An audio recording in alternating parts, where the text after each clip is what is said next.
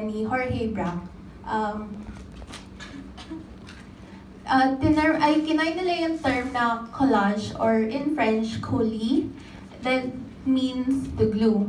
So yung cut and paste technique, yun talaga yung popular when it comes to collage. Now, during Cubism, as you can see here, their focus was mainly on still life. So, kunyari, they would take pieces of newspaper, pieces of wallpapers, pieces of scratch papers, ganyan.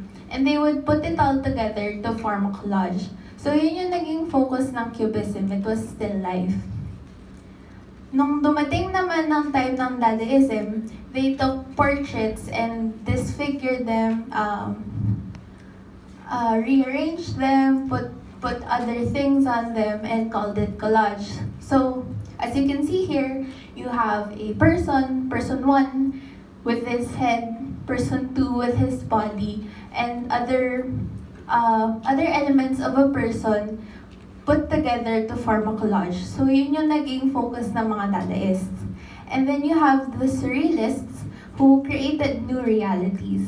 Dito na pumasok yung contemporary art of digital collage kasi yung cut and paste technique na uso yan. So you would take one element from one photo or one artwork and then put it on another one. And it would just make a new reality kasi kung titignan nyo, yung earth lang siya on its own. Yung clouds lang siya on its own. Yung birds, on their own, just birds. Pero put them all together, you create this new reality, you create this new art. And that's the whole idea of collage. So, you beg the question now, how do you do collage? Kasi, syempre, isipin mo, there should be a process here. There should be something I should follow, a step-by-step method. And you realize here na merong process for physical collage. For physical collage, ang best friend mo dyan ay magazines. So, you can take fashion magazines, you can take even yung mga hardware magazines. Meron bang ganon? Yung sa Ace Hardware, mga ganon. And you take those, you take materials from that, you take elements from that, put them all together, and that's collage. Pwede naman din with digital collage. Excuse me. With digital collage, you can take stock photos, you can take clippings of newspaper, clippings of women, clippings of skies, of... What is this? We can't understand what the middle part is, but you can take clippings of whatever things you want and make collages out of it. Pero truly, there is no process to it, honestly. Kasi you can take rough edges. As you can see here, I took the women. It's a whole photo, but I only took the women, and it has rough edges. So okay lang yan. Pwede din kunin mo lang yung whole photo, like the backgrounds. Okay din lang yan. Kasi there really is no process with digital collage. I'm sorry, I'm very nervous. Water na. I'm really sorry. yes, thank you. It's her first time. Okay, so we ask now, or I'm here now to tell you about my process.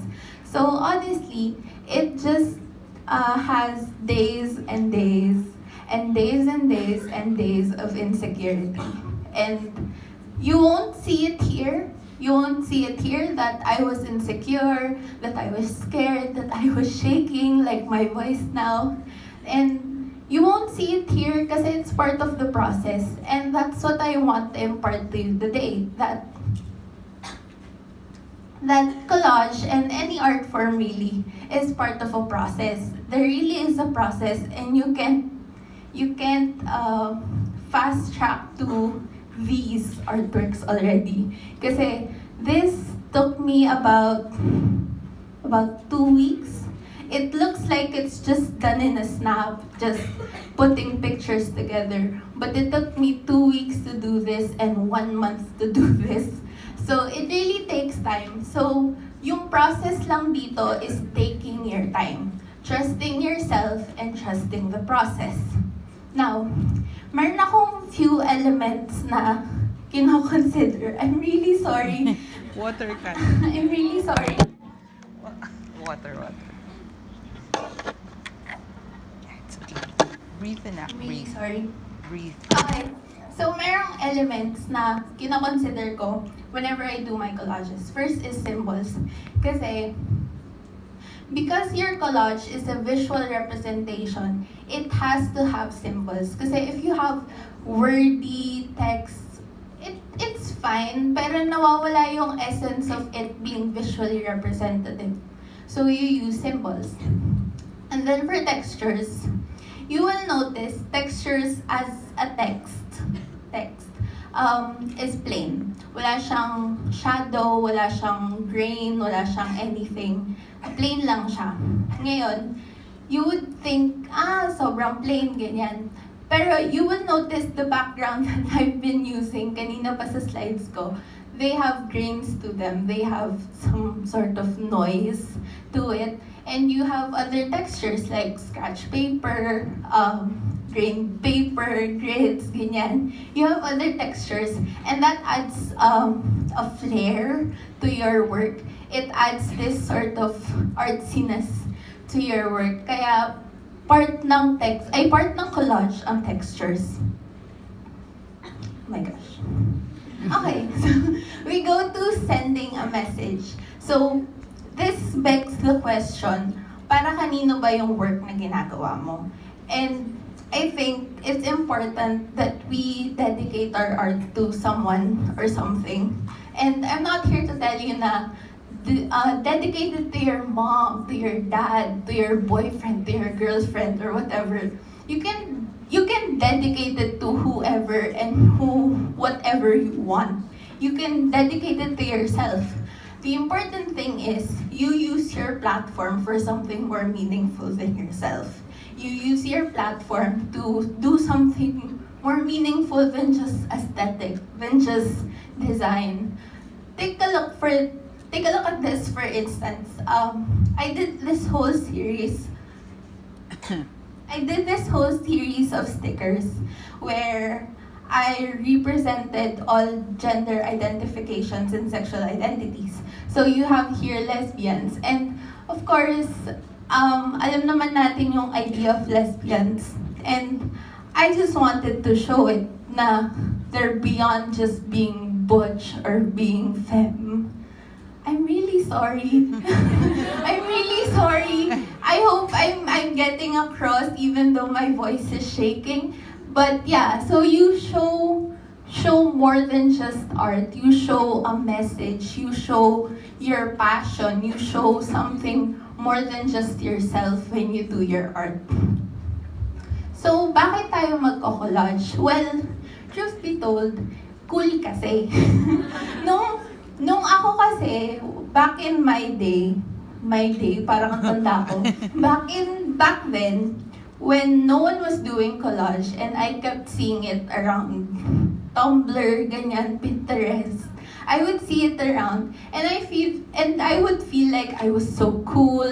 I did this collages, ganyan, feeling ko ang cool ko. So, honestly, kaya ako nagko-collage kasi it's a different form of art. And more than that, it's an innovation of an art form. Kasi you take other pieces, you take different art forms, and you put them all together to make a new one. So, ano siya? Innovation nga siya, kumbaga. And it's an appreciation of other art forms. So, as you can see, these are my artworks. And we ask now, paano magsa-start na mag-collage? Well, my only advice is for you to start. Kasi, yung mga unang works nyo, they won't come out as the way you want them to be. Tulad nito, seemingly, okay naman siyang tignan. Pero sa paningin ko, parang ayoko siya. Parang hindi ito yung ini-envision ko. So, ito, pangit to sa akin. I don't like it. And you would see this one, di rin siya yung kung ano yung in-envision ko. And that's okay. As I said kanina, it's part of a process. You have to understand and you have to trust that you have a process within yourself. and that being excellent doesn't begin with, you don't start excellent. You don't, parang ako ngayon, di ba? Starting point ko pa lang to na nagtutok. I can't start excellent, di ba? I can't be the best at first. Pero with your process, with time, with practice, ganyan, you will come to find yourself very pleased with yourself. Kasi ngayon, advertisement kasi yan, kaya ko siya nilagay. Diba? You start to feel good about yourself. You start to think na, I'm doing well naman pala. I'm not as bad as I thought I was. So yun. So I think, yung practical advice ko sa inyo to start on digital collage is to work on mood boards. Anyone familiar with mood boards? Yes, it's very familiar, no? Even with, especially with Pinterest now, you can just search photos, ganyan. Kunyari ito, this is like my 2019 vision board. Kasi I want to be with friends more, I want to have pink hair, which is very far from my dreams. I want to have flowers and flowers in my life. Diba? So, you can start with that. You can start with just placing photos down. You don't have to think about where to place them, how to cut them, how to shape them in any way. Just place them together. Just put them together. It won't look pretty at first, pero you will learn the lack of it. You will realize na, ay, okay lang kahit pangit. Okay lang kahit pangit. Okay lang kahit pangit yung first talk ko ngayon. Kasi other talks would be better. Other artworks would be better. So, yun. As this advertisement as well says, dream. So, nasa dream nyo lang, nasa envisionment nyo lang yan, nasa imagination nyo kung saan pupunta yung digital collage nyo. And again, you just start. Don't think about it, just start. Thank you.